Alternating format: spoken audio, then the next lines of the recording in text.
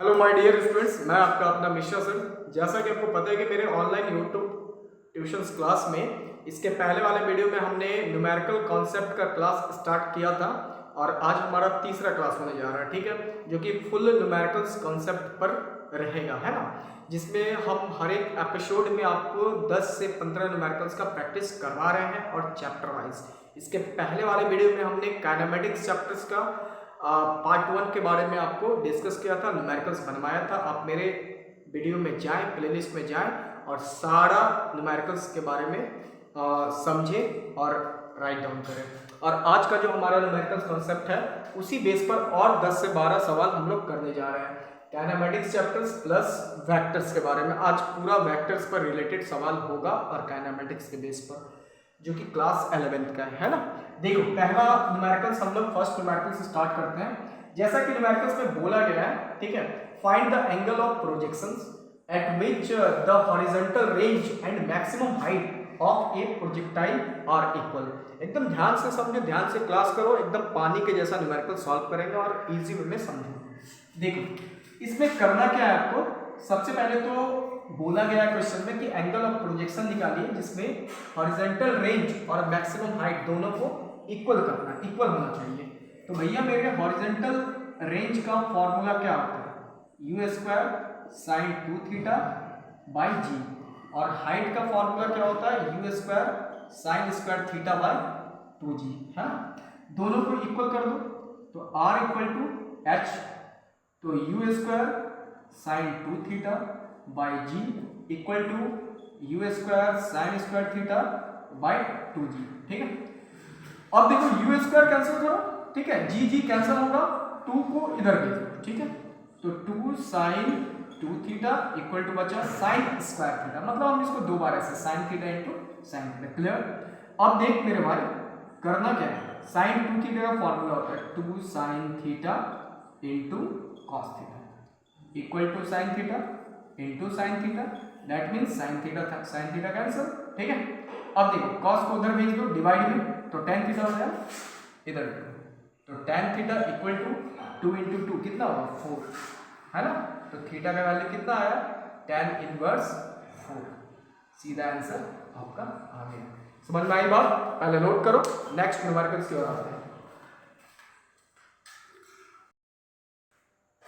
देखो अगला न्यूमेरिकल्स क्या बोलते हैं कि at what angles of two forces a plus B and a minus B. सबसे पहला पॉइंट तो जो गिवन है वो देखो, मेरे को F1 का फोर्स का वैल्यू दिया हुआ है a प्लस बी और F2 दिया हुआ है a माइनस बी, है ना।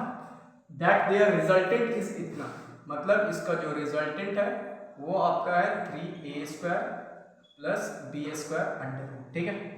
अब बोल रहे हैं कि कितना एंगल होगा, तो भाई दिमाग लगाओ ना, ये रिजल्टेंट फॉर्मूला से रिलेटेड है, तो हम यहाँ पर रिजल्टेंट फॉर्मूला लिखते हैं R square equal to F1 square plus F2 square plus 2 F1 F2 cos theta. तो आर स्क्वायर तो रूट हटाएंगे तो स्क्वायर आएगा ना, तो 3a square plus B square, तो F1 का वैल्यू कितना है a प्लस बी का whole square a minus b का whole square plus 2 F1 F2, तो a plus b into a minus b into cos theta, तो 3a square plus B square, तो a plus b का whole square क्या होता है, a square plus 2ab plus B square, a minus b का whole square क्या होता है, a स्क्वायर माइनस 2ab, है ना, और प्लस बी स्क्वायर, फिर प्लस, अब देखो यहाँ पर तो 2 इंटू ए प्लस बी ए माइनस बी, मतलब ए स्क्वायर माइनस बी स्क्वायर लिख दो इंटू कॉस थीटा, ठीक है। अब देखो यहाँ पर, अब 3a square plus B square, तो ए स्क्वायर प्लस ए स्क्वायर क्या होगा 2a स्क्वायर, और मेरे हिसाब से 2ab कैंसिल, खत्म, B square plus B square क्या होगा 2b स्क्वायर प्लस 2 से मल्टीप्लाई कर दो 2a, कर भी सकते रहेंगे, रहने दो, बाद में देखते हैं इसको, खेला होगा a square minus B square into cos theta, plus से इधर भेजो तो 3a square minus 2a square, है ना, फिर उसके बाद प्लस बी स्क्वायर प्लस से इधर भेजो minus 2b² equal to a square minus B square cos theta. तो 3a² 2a² माइनस करोगे तो आएगा आपका a square minus B square 2a² minus B square cos theta, ये कैंसिल हुआ तो कॉस थीटा इक्वल टू 2 को डिवाइड में 1/2। इसका मतलब कॉस कितना डिग्री का मान 1/2 होता है, तो कॉस साइन 60 का √3/2 तो कॉस 60 का हाफ होता है ना। साइन 60 √3/2 तो कॉस 60 का हाफ, यानी थीटा का वैल्यू 60 डिग्री, राइट आंसर। समझ में आया बात, नोट करो।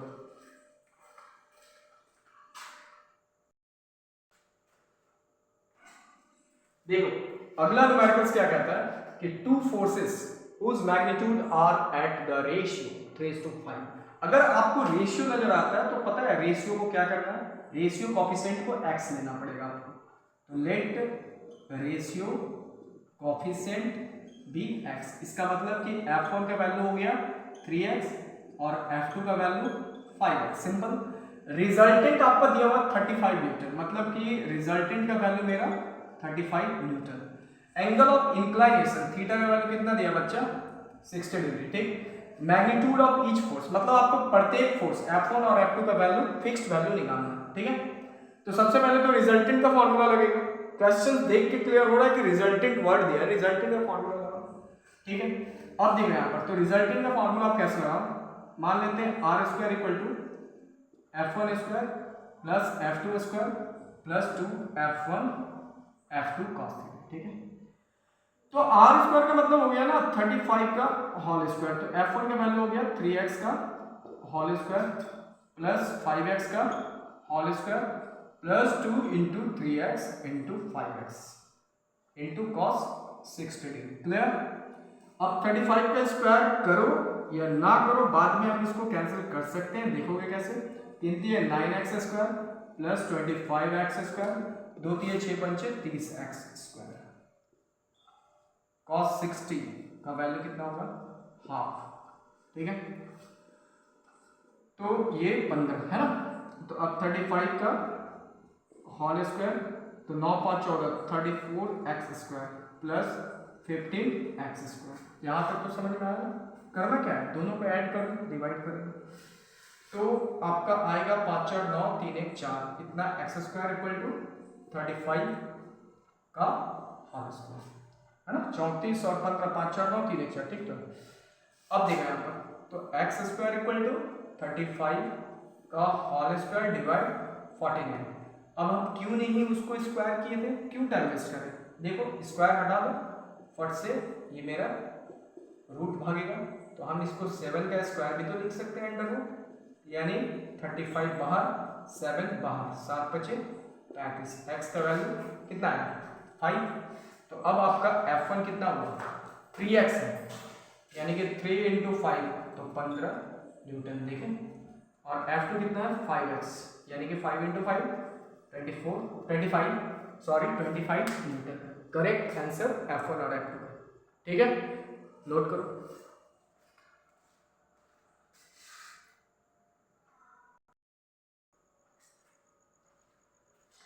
देखो अगला न्यूमेरिकल्स क्या कहता है, ए व्हील ऑफ रेडियस, एक चक्का जिसका रेडियस है 2 मीटर, यानी कि रेडियस मेरा दिया हुआ है 2 metre, is making 60 revolution per minute. मतलब क्या, ये मेरा फ्रीक्वेंसी दिया हुआ है, फ्रीक्वेंसी 60 रिवॉल्यूशन पर मिनट। तो एक काम करते हैं, फ्रीक्वेंसी को सबसे पहले 60 बाय 1 मिनट बराबर कितना सेकंड, 60 सेकंड, यानी कि 1, ये आपका 1 आ गया रिवॉल्यूशन पर सेकंड, ठीक है। अब निकालना क्या है, देन लीनियर वेलोसिटी, मतलब आपको v निकालना है, ठीक है। सिंपल सा बात है, मेरे पास ओमेगा नहीं है ना, ओमेगा नहीं है, एंगुलर वेलोसिटी। तो एंगुलर वेलोसिटी के लिए क्या करना होगा, फॉर्मूला अरेंज करना ओमेगा के लिए। तो ओमेगा बराबर होता है 2 पाई बाई टी। 2 पाई कहाँ से आया, अगर एक चक्कर घूम रहा है तो 360 डिग्री, तो 2 पाई लिख सकते हैं, 2 पाई बाई टी, मतलब number of revolutions by time, ठीक है। तो 2 पाई बाई टी ले लें। तो अब देखिए यहाँ पर करना क्या है, 2 पाई गुना 1/t, तो यही तो मेरा फ्रीक्वेंसी है, यानी ओमेगा बराबर 2 पाई गुना 1/t, that is the frequency. Frequency कितना है 1, यानी कि 2 pi radian per second omega. अब v equal to omega, linear velocity निकल जाएगा, तो ओमेगा का वैल्यू कितना हो गया 2 पाई, और रेडियस कितना दिया है 2, यानी कि 4 पाई मीटर पर सेकंड, राइट आंसर। समझ में आया बात, नोट करो।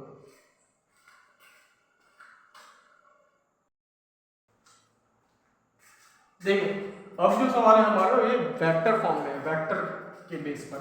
सबसे पहला पॉइंट क्वेश्चन क्या क्या है, determine the value of n। देखो यहाँ पर n का वैल्यू नहीं दिया हुआ है, ये n का वैल्यू निकालना है, so that a vector and b vector are perpendicular to each other. Question बड़ा इंपॉर्टेंट है। देखो एक बात याद रखना कि सबसे पहला पॉइंट कि अगर कोई भी दो वेक्टर परपेंडिकुलर दिया हुआ है, जैसे a वेक्टर डॉट मतलब a vector perpendicular to b vector, तो इसका मतलब क्या होता है ना कि आपका डॉट प्रोडक्ट का वैल्यू 0 आएगा। क्या आएगा 0, याद रखना। और अगर गिवन है कि a vector parallel to b vector, तो आपका a vector cross b vector का वैल्यू 0 आएगा। प्रूफ है ये, ठीक है। मतलब अगर दिया हुआ है क्वेश्चंस में या ना दिया हो, a वेक्टर अगर परपेंडिकुलर प्रूफ करना है आपको, तो a डॉट b अगर 0 आ गया तो दो वेक्टर आपस में परपेंडिकुलर है। अगर a cross b equal to 0 आ गया तो इसका मतलब दो वेक्टर आपस में पैरेलल है। क्लियर। अब देखो यहाँ पर मेरे को दिया हुआ है परपेंडिकुलर टू ईच अदर, तो हम एक काम करते हैं, a dot b equal to 0 लगाएंगे, जिससे हम n का वैल्यू ले लेंगे। देखो कैसे, a vector dot b vector equal to 0, तो a वेक्टर का वैल्यू यहाँ डालो, i cap plus 5j cap plus nk cap dot 2i cap minus j cap plus k cap equal to 0। तो i का कोफिशिएंट 1 और i का coefficient 2, तो 2 into 1 2 plus minus minus 5 into 1 5 plus फिर n गुना यहाँ पर कोफिशिएंट 1 है तो n आ गया। अब देखो 2 में से 5 गया कितना बचा -3 प्लस n इक्वल टू 0, -3 को उधर भेजो, n का वैल्यू आराम से आ गया 3, राइट आंसर।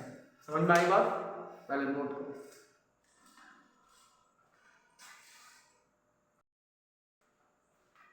देखो अगला क्वेश्चन क्या कहता है कि find the angle between a vector and b vector. कभी भी दो वेक्टर के बीच का एंगल निकालना है आपको, ठीक है। तो इसमें डॉट प्रोडक्ट यूज करेंगे, मतलब a vector dot b vector का फॉर्मूला क्या होता है, ए बी कॉस थीटा। तो cos theta equal to a vector dot b vector और डिवाइड ए बी, है ना। इसका मतलब आपको डॉट प्रोडक्ट चाहिए, तो a vector dot b vector निकालते हैं। तो ए वेक्टर का वैल्यू कितना है, i cap minus 2j cap minus 5k cap dot 2i cap plus j cap minus 4k cap, है ना। तो i का कोफिशिएंट 1, i का coefficient 2, 2 into 1 2 minus plus minus 2 into 1 2 minus minus plus 5 और 20 cancel. इसका मतलब a डॉट b का value कितना है 20। अब a वेक्टर का मैग्नीट्यूड निकालेंगे, तो x square plus y square plus z square under root. तो x का कोफिशिएंट यहाँ क्या है, ये देखो x के प्लेस पर क्या है 1, तो 1 का स्क्वायर प्लस माइनस 2 का होल स्क्वायर प्लस माइनस 5 का होल स्क्वायर। इसका मतलब 1 का स्क्वायर 1, 2 दूनी 4 25, 4 29 30। उसके बाद b का मैग्नीट्यूड निकाल लो, वही फॉर्मूला 2 का स्क्वायर करोगे प्लस 1 का स्क्वायर प्लस माइनस 4 का होल स्क्वायर, तो 2 दूनी 4 1 4 चौके 16 21, ठीक है। अब cos theta equal to a dot b by a b, तो a डॉट b का वैल्यू कितना है 0, 20 डिवाइड a का मैग्नीट्यूड कितना है 21, b 21 नहीं 30 और b का मैग्नीट्यूड 21।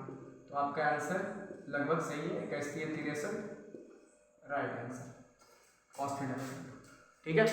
नोट करो।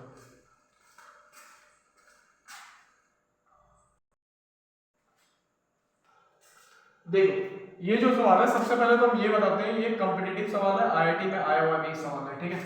इसमें कहता क्या है ना कि देखो आपका इक्वेशन दिया हुआ है t equal to root x plus 1, इसमें मास बॉडी का 5 kg, find the work done moving a body for first 10 second. मतलब अगला 10 सेकंड में कितना वर्क डन हुआ है ना। मतलब आपको पहले 0 सेकंड का निकालना, फिर आपको 10 सेकंड का, और दोनों को माइनस कर देना है, ठीक है।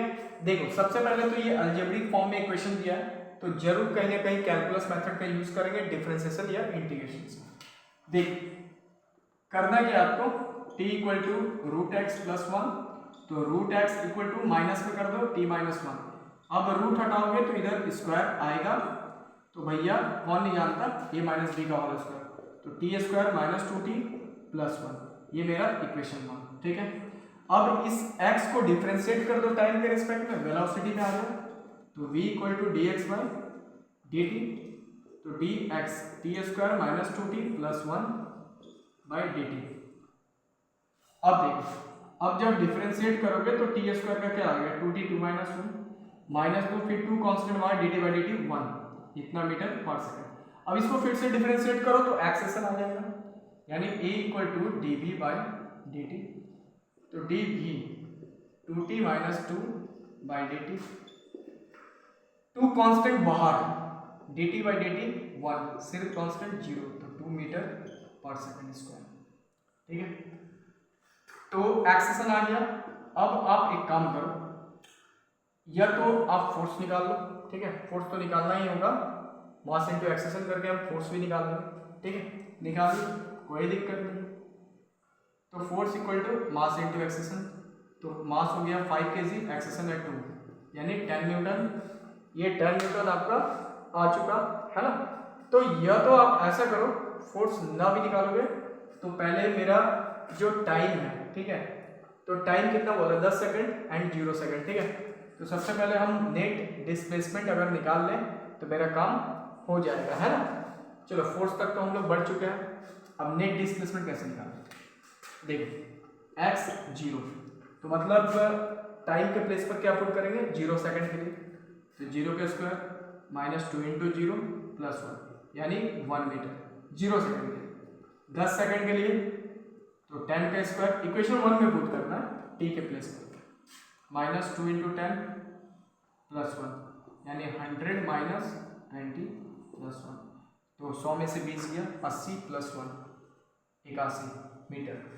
अब नेट डिस्प्लेसमेंट तो 81 माइनस 1 यानी 80 मीटर।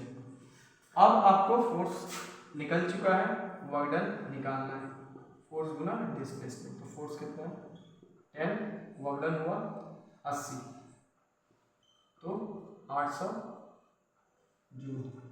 सिंपल आंसर आ भी गया क्लियर रूप से, नोट करो।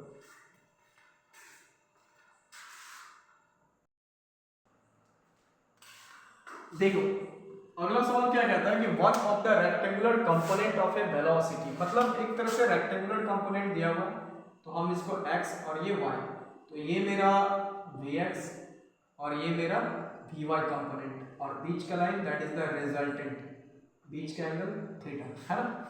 ये हॉरिजॉन्टल वेलोसिटी, ये वर्टिकल वेलोसिटी और ये रिजल्टेंट, ठीक है। अब यहाँ पढ़ो, तो one of the rectangular component of a velocity of 100 kilometre per hour is 50 kilometre per hour. इसका मतलब रेक्टेंगुलर कंपोनेंट का जो वैल्यू दिया हुआ है Vx का, वो आपका 50 है, तो Vx का कितना दिया है 50 किलोमीटर पर आवर, और रिजल्टेंट वेलोसिटी है 100 किलोमीटर पर आवर, ठीक है।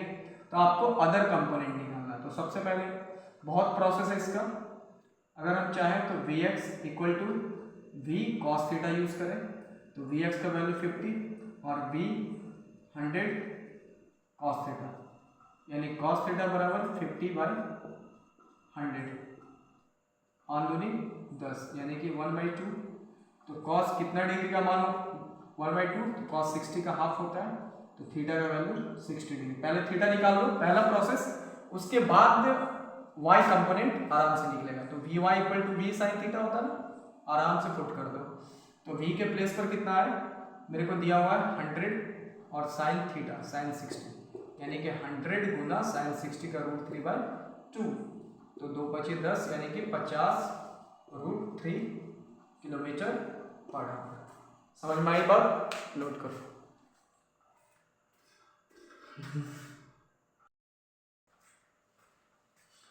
देखो सवाल क्या कहता है, ए वेक्टर का वैल्यू दिया, बी वेक्टर का दिया आपको, a vector plus b vector and a minus b vector. Simple सवाल है, कोई ज्यादा लोचा नहीं है इसमें। A vector plus b vector दोनों को ऐड कर दो, तो 3i cap plus 2j cap और plus i minus 2j cap plus 3k cap. तो 3i cap plus i cap कितना होगा? 4i cap plus minus minus, है ना, प्लस माइनस माइनस, इसका मतलब है कि 2j और 2j कैंसिल हो जाएगा, तो बचेगा कितना? 3k cap. मेरे हिसाब से आपका पहला आंसर तो आ ही गया है, ठीक है। उसके बाद देखो, तो a vector plus b vector का रिजल्टेंट भी निकाल दो, तो 4 का स्क्वायर प्लस 3 का स्क्वायर, 4 × 4 = 16, 3 × 3 = 9, इसका मतलब 25, दैट मीन्स 5। अब a vector minus b vector,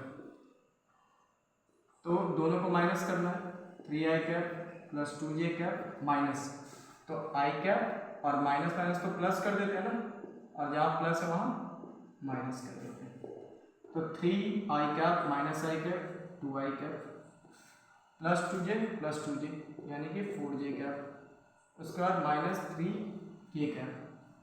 तो a vector minus b vector का मॉडुलस कितना होगा? 2 दूनी 4, 4 × 16, 3 × 3 = 9, 16 × 4 = 20, 9 × 29 आंसर। सिंपल सवाल है, नोट करो।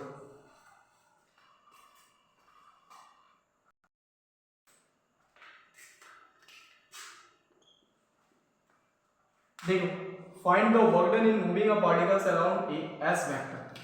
एस वेक्टर मतलब डिस्प्लेसमेंट आपका दे दिया है गिवन में, प्लस 7k कैप।